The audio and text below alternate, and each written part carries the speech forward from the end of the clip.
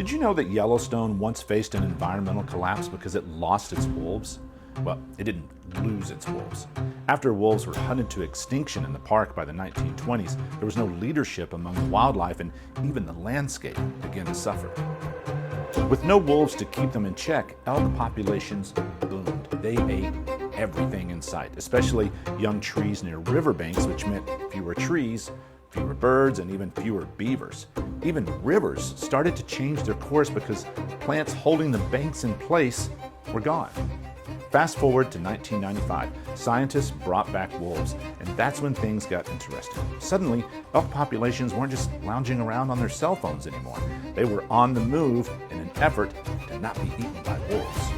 With fewer elk munching on saplings, trees like willows and aspens made a comeback.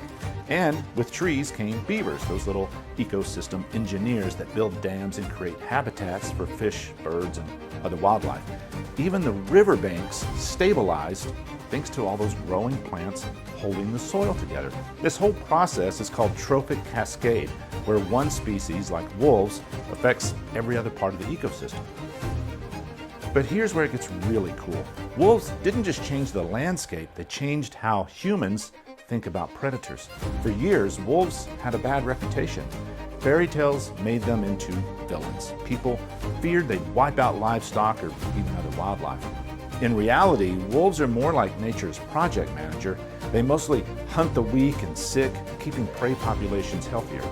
I know, you're wondering about livestock losses. They're way lower than you've likely been led to believe. Wolves account for less than 1% of cattle deaths in the U.S. Despite that, people still want to eradicate these incredible animals to maximize profit.